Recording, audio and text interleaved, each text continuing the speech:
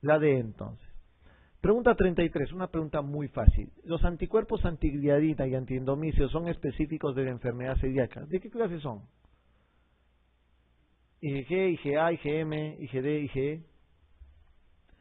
Eso es algo puntual, tienen que saberlo. Eso es una pregunta de examen bien común, así de fácil. ¿Cuáles son? Lo han visto en varias preguntas. Si solo se han percatado el detalle, lo han visto en varias preguntas. Les he mencionado que el anticuerpo antitransglutaminasa tipo IgA,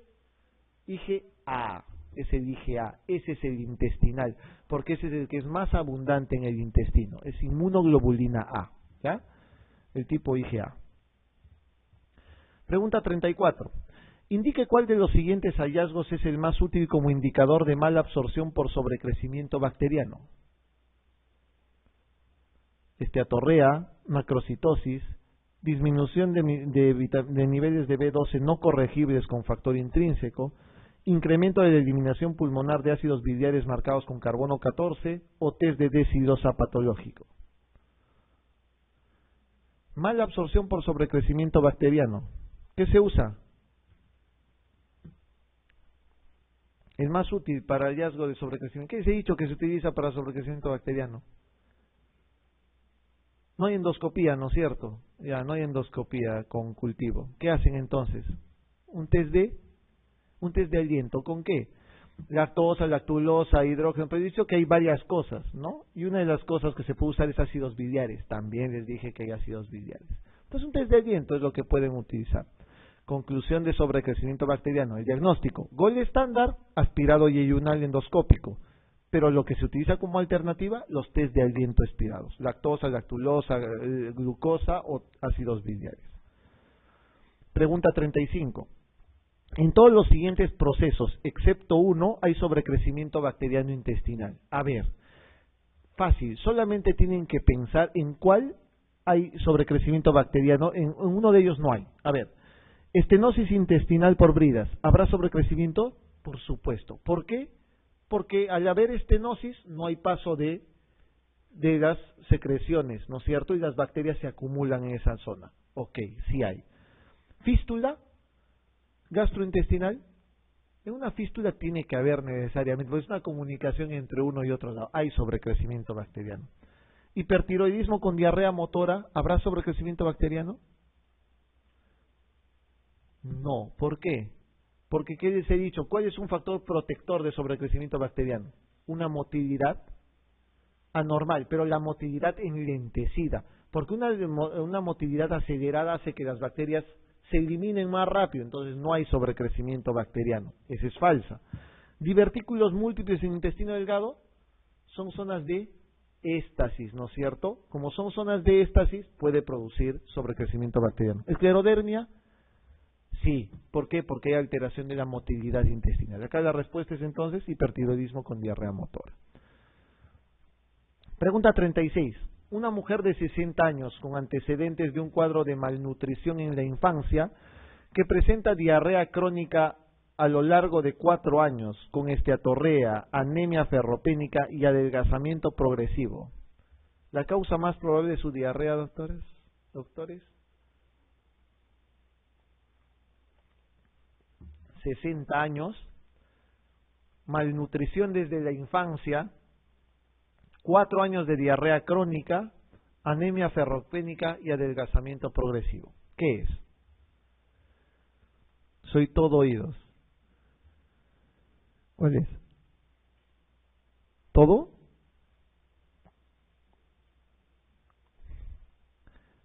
Por ahí alguien, me imagino, que se anima a pensar en un cáncer. ¿Puede ser? ¿Sí? ¿Es probable que pueda ser un cáncer? Es probable por muchas cosas. Porque tiene 60 años, porque tiene anemia con diarrea, igual que el caso anterior, ¿no? Hay pérdida de peso. ¿Qué va en contra de que sea un cáncer de colon? Un par de detalles importantes. 4 años ya de enfermedad, que es un poquito largo para eso. Y lo otro es que esta paciente ya tiene problemas desde la infancia, ¿no? O sea, tiene malnutrición desde la infancia. Eso no es normal en un cáncer de colon. No hay cáncer de colon desde la infancia, ¿no? Hasta los 60 años. Entonces un cáncer de colon se aleja como posibilidad. Puede ser, pero vean las otras, ¿no? ¿Enfermedad celíaca puede ser? Por supuesto, ¿no? Si hay malnutrición desde chiquita, ya tiene 60 años, tiene diarrea, tiene anemia ferropénica, tiene baja de peso, ¿no? Con adelgazamiento progresivo, tranquilamente es una enfermedad celíaca. ¿Puede ser un Crohn? Un Crohn te puede dar diarrea, te puede dar anemia. No, generalmente no da problema, puede dar malnutrición si la enfermedad ha sido desde muy pequeña, pero usualmente la diarrea que suele haber en la enfermedad de Crohn es una diarrea mucosanguinolenta. ¿De acuerdo? Es una diarrea mucosanguinolenta. Es una diarrea crónica que no especifican mucho, ¿no? La anemia ferropénica no es muy habitual en una enfermedad de Crohn. Es mucho más frecuente una anemia macrocítica porque la afectación principal del Crohn es la válvula ileocecal y el ilion terminal. Por eso es más macrocítico. Puede ser microcítico también, pero es mucho más macrocítico. La amiloidosis no es una cosa muy frecuente y la colitis ulcerativa no tiene por qué tener mala absorción. La colitis ulcerativa es una enfermedad netamente de colon, por consiguiente no tiene que haber mala absorción de nada. ¿De acuerdo? Entonces, por eso la respuesta acá será una enfermedad celíaca. ¿Ya? Lo más que pueden pensar y los puede hacer dudar es que sea un cáncer de colon. Pero acá el dato, digamos, crucial y fundamental es el problema desde la infancia, ¿no? Pregunta 37.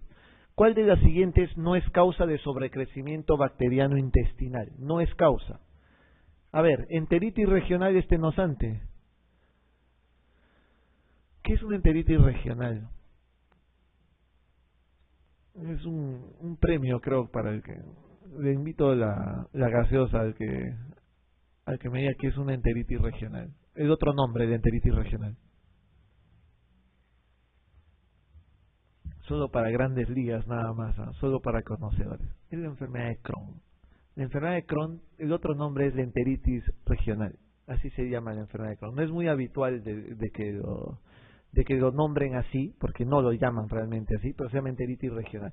Y si es estenosante, ¿puede ocasionar sobrecrecimiento bacteriano? Por supuesto, ¿no?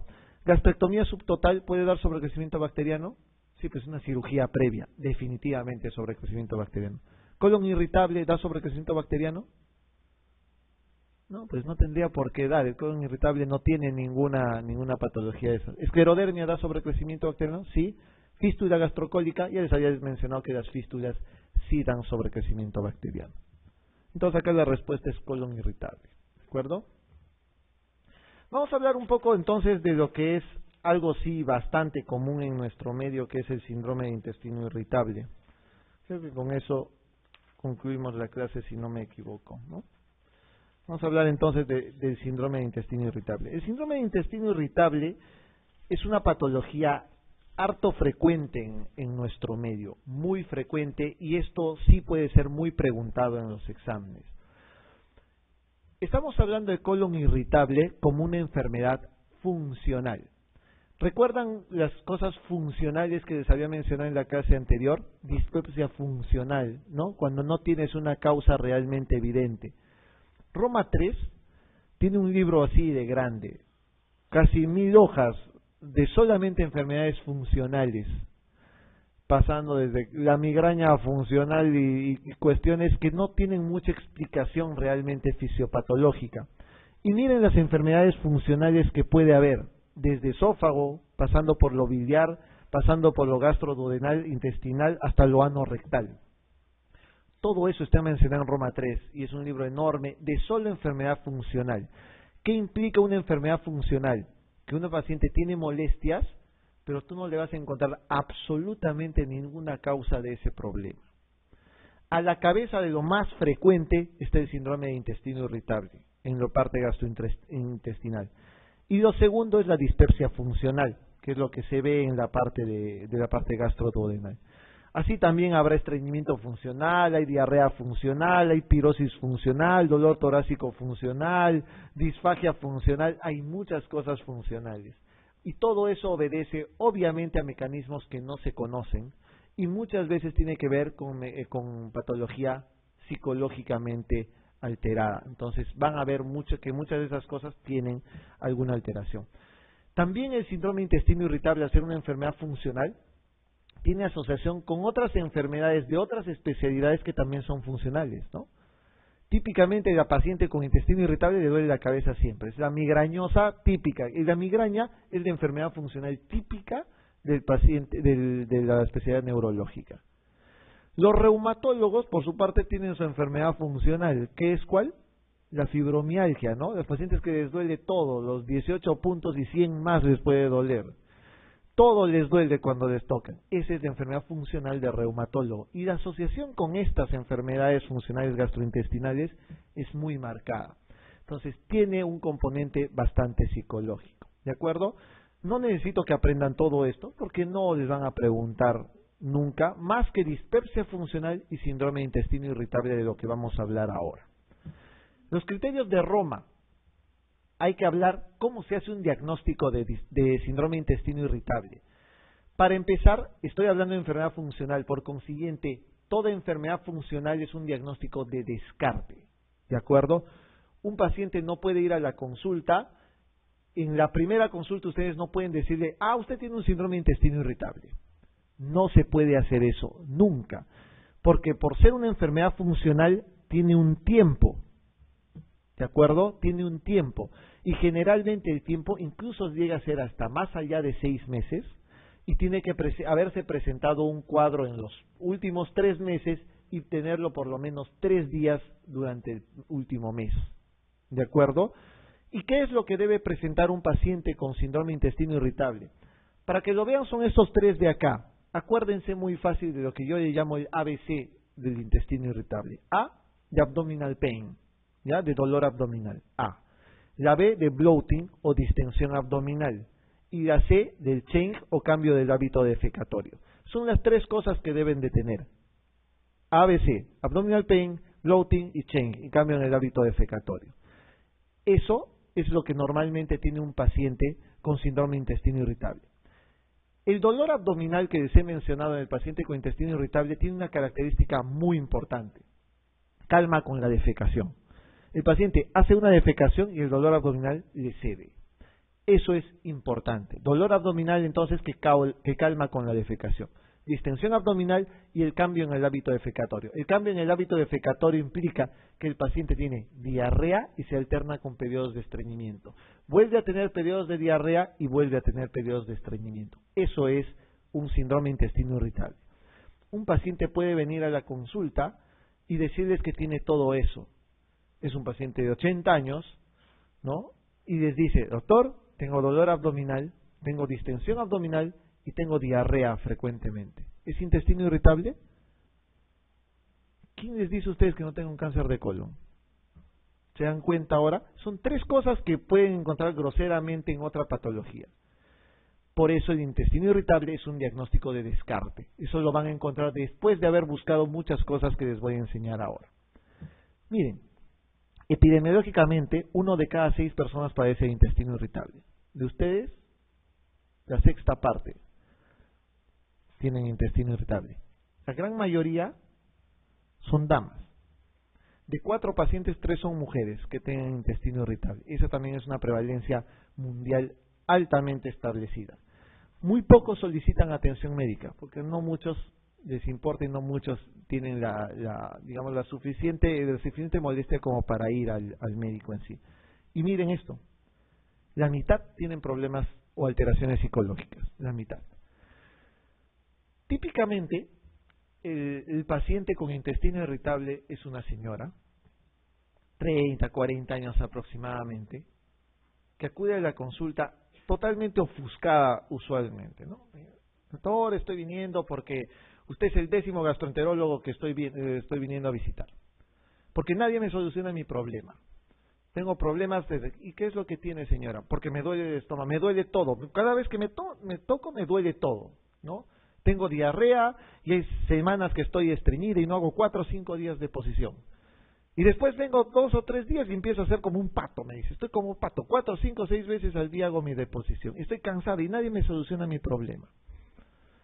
Ok, ¿algo más? Sí, se me hincha el estómago. Y mire cómo estoy hinchado. Yo parezco embarazada todavía encima. Todo el mundo me dice, ¿estás embarazada? No, no estoy embarazada. Estoy mal, estoy enferma. Y encima viene mi esposo, viene, me grita y empiezo a llorar. Y son muy lábiles emocionalmente. Son lábiles emocionalmente, tienen mucho problema ansioso, son muy depresivas algunas de las personas y tienen todo esto que les he mencionado. Ok, que venga la primera consulta y les digan que es un intestino irritable de golpe tampoco es así, ¿no? O sea, puede tener todo ese contexto, ¿sí? Pero usualmente es así, bien ansiosa, bien depresiva, tiene mucho, o les dice, no, tengo mucho estrés, estoy muy estresada en el trabajo, y estoy tan estresada que estoy 4 o 5 días sin entrar al baño, les dice, y me duele, y cada vez que hago la deposición me duele y me molesta, y se dan cuenta ellas mismas que con el estrés desencadena mucho más sus síntomas. Típicamente eso es un síndrome de intestino irritable, aunque no lo crean, eso va a ser lo que más ustedes van a ver por más que no hagan gastro.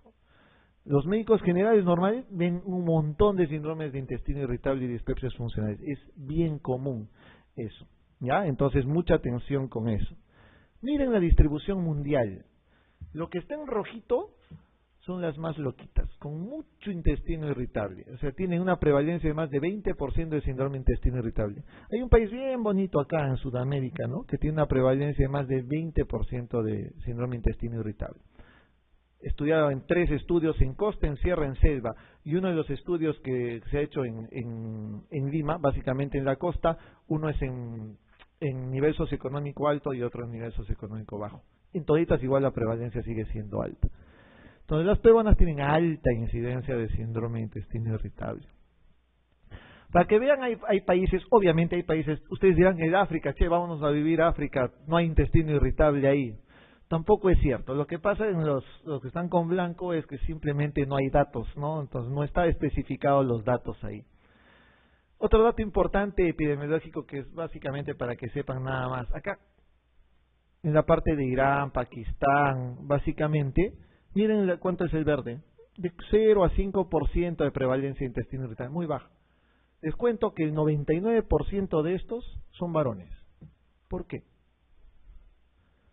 El 99% son varones. Y ustedes saben que mundialmente 3 de cada 4 casos son mujeres. El 99% en la zona del Medio Oriente. ¿Ah? ¿Por qué?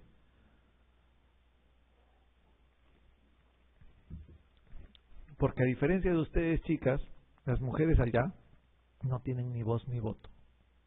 No tienen ni voz ni voto y no acuden a servicios de salud. Están prohibidas de acudir a servicios de salud. Entonces, obviamente, si haces un estudio ahí, obviamente todos van a ser varones, porque todos asisten ahí con intestino irritable, son varones. Muy poco van a encontrar una chica con un diagnóstico de intestino irritable. Entonces, los estudios de intestino irritable obviamente tienen sesgos. En Perú no está muy sesgado, son pocos los estudios, pero tiene prevalencia bien alta. Pero a estas zonas hay que tomarlas obviamente con mucho tino, solamente para que sepan interpretar mapas epidemiológicos así, ¿no? Estos que están en blanco simplemente no tienen estudios ahí, ¿no? Entonces, para que sepan un poquito más o menos de prevalencia. Miren, los médicos generales tienen alta, digamos, atención de los pacientes con síndrome de intestino irritable. El 75% no consultan y los especialistas vemos una pequeña parte, y a pesar de eso, es lo más frecuente que encontramos en nuestra consulta.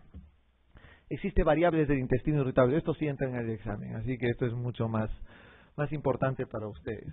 El síndrome de intestino irritable tiene variables, una variable diarrea, de predominio diarrea, y una variable de predominio constipación. O sea, hay pacientes que tienen esta alteración de hábito defecatorio, pero más del 25% de las veces, usualmente suelen ser diarreas. Casi siempre es diarrea. Y hay periodos cortitos de estreñimiento. El caso contrario existe en el predominio constipación, que tienen más constipación y episódicamente presentan diarrea. Y hay pacientes que tienen algo alternante, o sea que sí, 50-50, ¿no? Y hay otros pacientes que no son clasificables, pero son muy bajos. Realmente ahora ya existe suficiente evidencia como para poder decir cuál es cuál. Esto, ¿no? Más del 25% de heces duras, predominio constipación.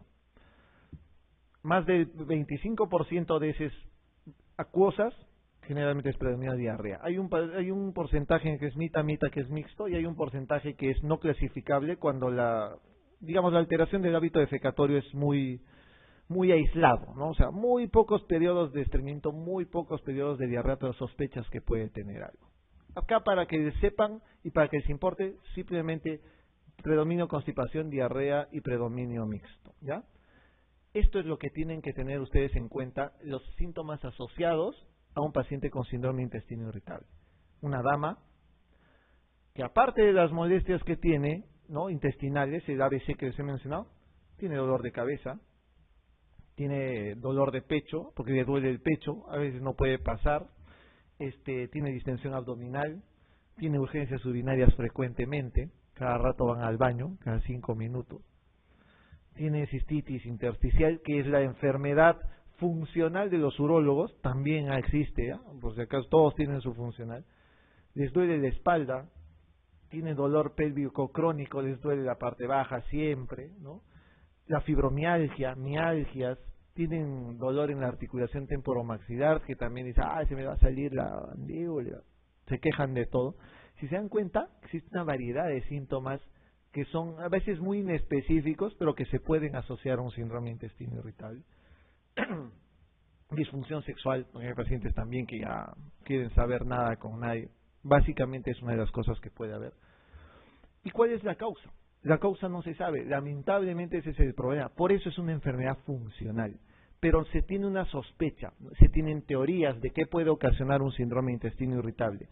Una de las cosas es lo que llamamos nosotros hipersensibilidad visceral. O sea, los pacientes que tienen síndrome de intestino irritable tienen mayor dolor con la misma cantidad de gas que podrían tener ustedes. Simplemente hay mayor sensibilidad a la distensión abdominal. Y eso está dado por una percepción mayor del dolor, lo que llaman alteración del eje cerebro-intestino. Simplemente es eso. Entonces, conclusión, se llama hipersensibilidad visceral, ¿no? Hipersensibilidad, neurotransmisores, dicen que hay problemas psicosociales, algunos creen que es por infección, por ejemplo. Son muchas teorías, simplemente son teorías. La más aceptada definitivamente es la hipersensibilidad. Esa es la que tiene, digamos, el nivel de evidencia más fuerte, la hipersensibilidad visceral.